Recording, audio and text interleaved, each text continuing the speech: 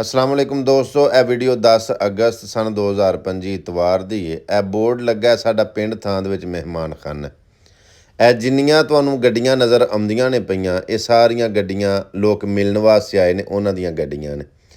ਜਿਨ੍ਹਾਂ ਨੇ ਮਿਲਣਾ ਹੁੰਦਾ, ਜਿਨ੍ਹਾਂ ਦਾ ਦਿਲ ਕਰਦਾ ਕਿ ਅਸੀਂ ਮੁਲਾਕਾਤ ਕਰੀਏ, ਫੇਸਬੁੱਕ, YouTube, TikTok ਤੇ ਵੀਡੀਓ ਵੇਖਦੇ ਆ ਤੇ ਅਸੀਂ ਮਿਲ ਕੇ ਸਾਹਮਣੇ ਬਹਿ ਕੇ ਗੱਲਬਾਤ ਕਰੀਏ ਤੇ ਸੁਣੀਏ। ਉਹ ਟਾਈਮ ਕੱਢ ਕੇ ਮੁਖਤਲਿਫ ਜਗ੍ਹਾ ਤੋਂ ਇਤਵਾਰ ਵਾਲੇ ਦਿਨ ਸਾਡੇ ਮਹਿਮਾਨਖਾਨੇ ਤਸ਼ਰੀਫ ਲੈ ਕੇ ਆਉਂਦੇ ਨੇ।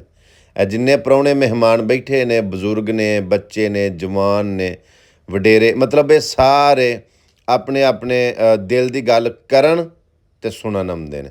ਸਾਡੇ ਮਹਿਮਾਨਖਾਨੇ ਦੇ ਵਿੱਚ ਕਿਸੇ ਕਿਸਮ ਦੀ ਰੋਕ ਟੋਕ ਨਹੀਂ ਕਿ ਫਲਾਣੇ ਮਜ਼ਹਬ ਦਾ, ਫਲਾਣੇ ਫਿਰਕੇ ਦਾ ਬੰਦਾ ਆਵੇ ਜਾਂ ਫਲਾਣੀ ਕੌਮ ਦਾ ਬੰਦਾ ਸਿਰਫ ਆ ਸਕਦਾ। ਨਹੀਂ, ਇਹ ਆਮ ਇਜਾਜ਼ਤ ਹੈ।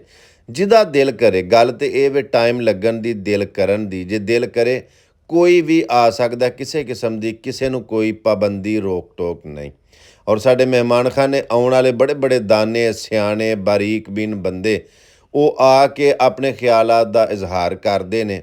ਔਰ ਜਿਹੜੇ ਸਾਡੇ ਵਾਂਗ ਹੁੰਦੇ, ਅਕਲ ਦੇ ਕੱਚੇ ਬੱਚੇ ਹੁੰਦੇ ਨੇ, ਉਹ ਆਪਣੇ ਬਜ਼ੁਰਗਾਂ ਦਾਨਾਵਾਂ ਦੀਆਂ ਗੱਲਾਂ ਸੁਣ ਕੇ, ਉਹਨਾਂ ਦੀ ਜ਼ਿੰਦਗੀ ਦੇ ਤਜਰਬੇ ਸੁਣ ਕੇ ਤੇ ਫਿਰ ਆਪਣੀ ਜ਼ਿੰਦਗੀ ਉਹਨਾਂ ਦੇ ਮੁਤਾਬਕ ਗੁਜ਼ਾਰਨ ਦੀ ਕੋਸ਼ਿਸ਼ ਕਰਦੇ ਨੇ। ਲਿਹਾਜ਼ਾ ਮੈਂ ਨਾ ਇੰਝ ਦੀਆਂ ਮਹਿਫਲਾਂ, ਇੰਝ ਦੀਆਂ ਬੈਠਕਾਂ ਜਿੱਥੇ ਦਾਨੇ ਸਿਆਣੇ ਬੈਠੇ ਹੋਣ, ਸਾਨੂੰ ਚਾਹੀਦਾ ਕਿ ਅਟੈਂਡ ਕਰਨਾ ਚਾਹੀਦਾ।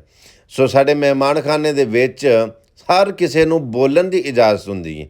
ਇਹ ਨਹੀਂ ਕਿ ਸਿਰਫ ਫਲਾਣਾ ਬੰਦਾ ਬੋਲ ਸਕਦਾ। ਇਹ ਗੁਜਰਾਤ ਤੋਂ ਸਾਡੇ ਮਹਿਮਾਨ ਜਿਵੇਂ ਸੈਯਦ ਆਬਦ ਹੁਸੈਨ ਸ਼ਾਹ, ਚੌਧਰੀ ਮੁਹਸਨ ਮਛਿਆਣਾ ਸਾਹਿਬ ਤਸ਼ਰੀਫ ਲੈ ਕੇ ਆਏ ਨੇ।